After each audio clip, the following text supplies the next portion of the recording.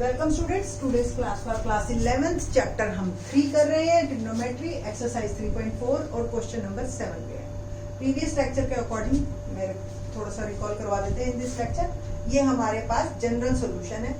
When sin theta is equal to sin alpha, theta हो गया n pi plus -1 raise to power n alpha for all n belongs to integer. cos theta जब cos alpha के बराबर है तो theta हो गया 2n pi plus minus alpha for all n belongs to z। और tan थीटा tan अल्फा के बराबर है when theta is equal to n pi plus alpha for all n belongs to integer. ये है, अगर हमारे को फर्स्ट क्वाड्रेंट में अल्फा दे रखा है तो सेकंड में कैसे जाना है, पाई माइनस अल्फा। थर्ड में कैसे जाना है, पाई प्लस अल्फा। और फोर्थ में कैसे जाना है हमने, 2 पाई माइनस अल्फा। और कुछ और फार्मूले, साइन थीटा जब 0 के बराबर है theta is equal to n pi, cos theta जब 0 के बराबर है theta is equal to 2n plus 1 pi by 2। tan theta का भी फॉर्मूला है हमारे पास। जब tan थीटा 0 के बराबर है तो थीटा होता है n पाई। ठीक है जी। क्वेश्चन नंबर 7 देखते हैं क्या है। Question number 7, sin 2x plus cos x is equal to 0। बस अब मैंने पहले प्रीवियस लेक्चर में क्या बताया था कि ये जो एडिशन है ना, इसको मुझे खत्म करना है और इसको प्रोडक्ट फॉर्म में लेके आना है। sin 2x का फॉर्मूला याद है आपको, क्या था? sin 2x is equal to 2 sin x cos x, आता ना, plus cos x is equal to 0। ये सब 3.3 के फॉर्मूले हैं बेटा जी, बहुत इंपॉर्टेंट है। सब मल्टीपल फॉर्मूले करके मैंने टॉपिक करवाया था आपको प्रीवियस लेक्चर्स में, देखना। बस देख रहे हो कॉमन क्या है, cos x कॉमन है, अंदर क्या रह गया, इधर 2 sin x, इधर रह गया प्लस 1 इज इक्वल टू 0। अब दो फॉर्म आ गई जो प्रोडक्ट में है, बस आइदर ये 0 cos x और ये 0। जब cos x 0 है तो cos x 0 वाला फॉर्मूला लेते हैं। तो फॉर्मूला क्या है, जब cos थीटा 0 हो तो थीटा होता है 2n प्लस 1 पाई बाय 2। ठीक है, for all n belongs to integer. तो यहां पे थीटा क्या है, x। बस सिंपल, ये आपका पहला आंसर तैयार।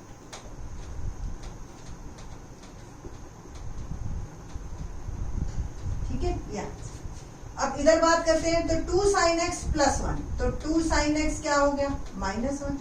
sin x की वैल्यू आ गई -1। अब आया क्वेश्चन बिल्कुल फर्स्ट का फोर्थ पार्ट की तरह है, याद है फोर्थ क्वेश्चन जो हमने किया था कि sin x नेगेटिव है। नेगेटिव है तो आपको अल्फा जो मिलेगा वो थर्ड क्वाड्रेंट में मिलेगा, पता है ना आपको, ऐड शुगर टू कॉफी। तो साइन नेगेटिव होता ही थर्ड क्वाड्रेंट में है, पहली वैल्यू। ठीक है जी। अब पहले ये देख लो आपकी फर्स्ट क्वाड्रेंट में क्या होगी इसकी वैल्यू। तो फर्स्ट क्वाड्रेंट में अल्फा क्या बना, 1/2 कब होती है, π/6 पे होती है ना। ओके, तो हमारे पास अल्फा क्या आया, थर्ड क्वाड्रेंट में जाने के लिए फार्मूला है मेरे पास pi plus alpha, pi plus π/6। ठीक है जी। अल्फा अब मैं बात कर रही हूँ बेटा, जो वो इस अल्फा की बात कर रही हूँ।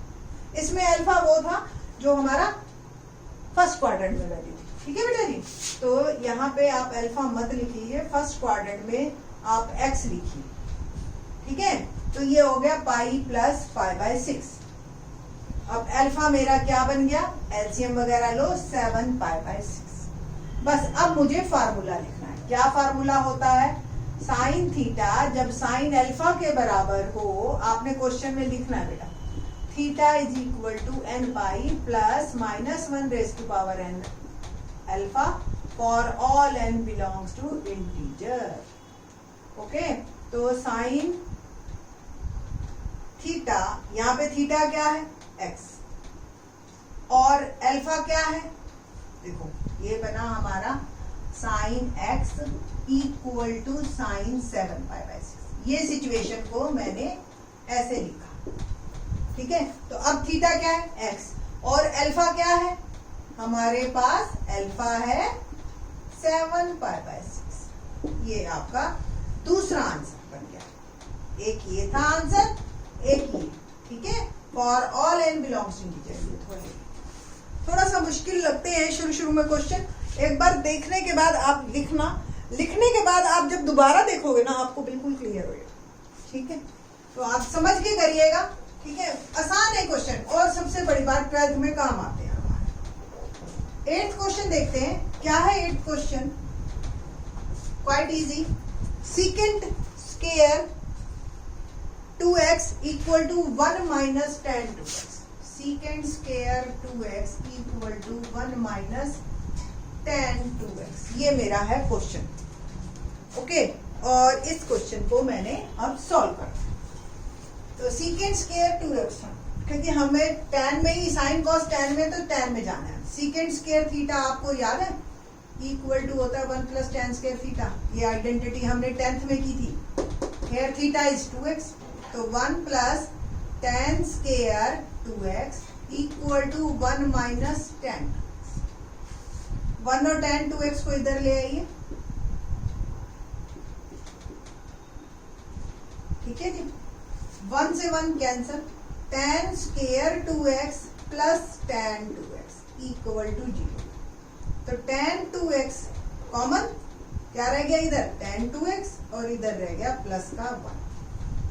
आगे दो फॉर्म, तो आइदर दिस इक्वल टू 0 और दिस, तो tan 2x 0 आइदर, और tan 2x plus 1 equal to 0। ठीक है जी, बस अब ये दो आपको क्वेश्चन करने हैं।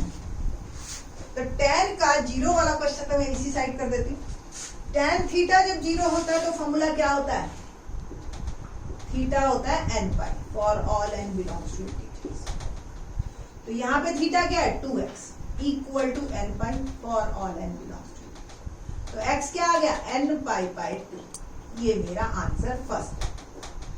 सेकेंड आंसर के लिए हम जाएंगे इधर, tan 2x plus 1 equal to 0, tan 2x is equal to minus 1। आ गया अल्फा, नेगेटिव है, नेगेटिव आते ही प्रॉब्लम क्रिएट हो जाती है, क्योंकि सेकंड क्वाड्रेंट में मिलेगा। आपको पता है tan सेकंड क्वाड्रेंट में नेगेटिव होता है, तो 1 वैल्यू फर्स्ट क्वाड्रेंट में,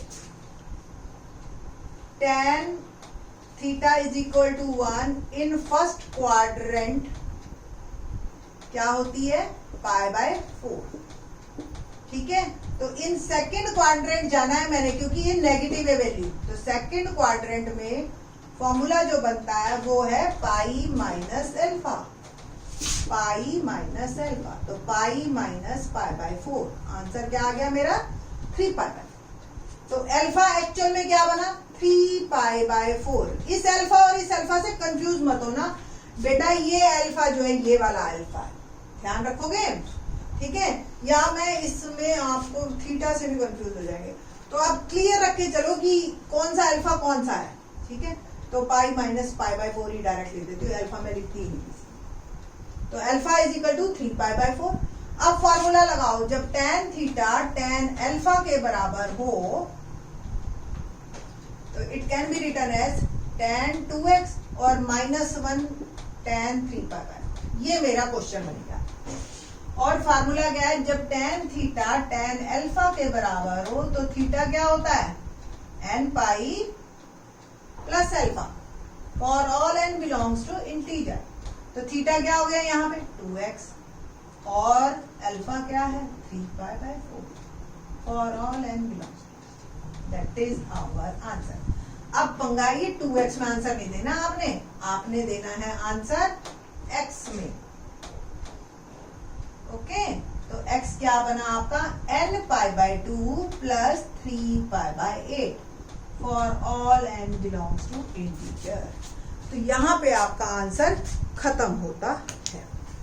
ठीक है, ये था question number 8। Let's move on question number 9। Question number 9 क्या है? 9 देखते हैं। sin x plus sin 3x plus sin 5x is equal to 0। Question number 9, sin x plus sin 3x plus sin 5x is equal to 0। ये मेरा question है। Okay, तो let's start.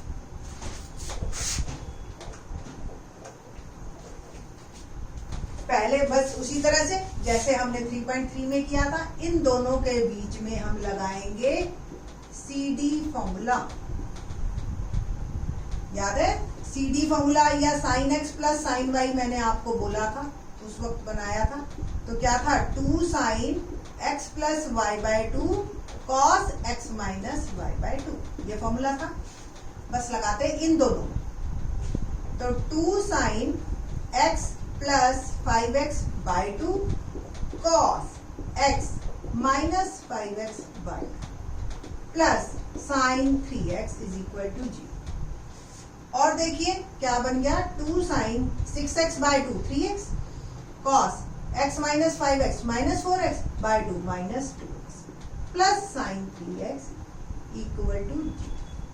Common ले, क्या है कॉमन, ये दो टर्म बन गई, देख रहे हो आप, sin 3x कॉमन, अंदर क्या रह गया 2 cos। देखो cos के एंगल में अगर माइनस आता है तो वो उसको प्लस करता है, क्वाड्रेंट के अकॉर्डिंग माइनस आ जाता है, ठीक है, प्लस 1। दो क्वेश्चन बन गए, दो फॉर्म आ गई, आइदर sin 3x 0 और 2 cos 2x प्लस 1 0। यहां से शुरू करें तो sin थीटा जब 0 के बराबर होता है तो थीटा होता है formula n pi for all n belongs to, ठीक है जी। तो यहाँ पे थीटा क्या है 3x, तो 3x is equal to n pi और x आ गया n pi by 3 for all n belongs to integer. ये मेरा हो गया। अब जो है मैंने इस क्वेश्चन को देखना है सिर्फ, तो 2 cos 2x plus 1 0, cos 2x क्या आएगा 2 cos 2x minus 1 cos 2x minus 1 by, फिर से क्वाड्रेंट में नेगेटिव आ गए। देखो तीनों क्वेश्चनों में हमारे माइनस आए हैं, बड़े ही सोच समझ के क्वेश्चन बनाए हैं। तो पहले माइनस 1 बाय 2 को आप क्या लिख सकते हो, अब देखो मन ही मन में सोचे ना आपने, बहुत लंबी कहानी नहीं करनी हर बार। cos की वैल्यू 1 बाय 2 कब होती है फर्स्ट क्वाड्रेंट में, बताइए आप, पाई बाय 3 पे होती है, और सेकंड क्वाड्रेंट में जाना है क्योंकि cos सेकंड क्वाड्रेंट में नेगेटिव है, तो पाई माइनस पाई बाय 3 क्या बना, पाई माइनस पाई बाय 3 बन गया 2 पाई बाय 3। बस आप ऐसे डायरेक्ट लिख दो, ठीक है, तो फिर अल्फा में आपको कोई कंफ्यूजन नहीं रहेगा, ठीक है जी। तो आपका ये अल्फा जो है मेरा आ गया 2 पाई बाय 3। बस अब इसके बाद सीधा आपने फार्मूला लगाना है, cos theta equal to cos alpha, तो थीटा क्या फॉर्मूला है 2n pi plus minus alpha for all n belongs to integers, ये है फार्मूला। तो हेयर थीटा इज 2x और अल्फा इज 2 पाई बाय 3, ठीक है जी। बस अब x निकालना है हमें, 2 से तो डिवाइड करेंगे हम, तो ये n पाई हो गया और ये पाई बाय 3, तीनों 2 कट गए for all n belongs to, तो एक ये आंसर और एक ये आंसर, ये दोनों हमारे बने आंसर, ठीक है जी। तो होप लगेगी एक्सरसाइज नहीं समझ में आई, एक बार दोबारा देखना आपको समझ आएगी। थैंक्स।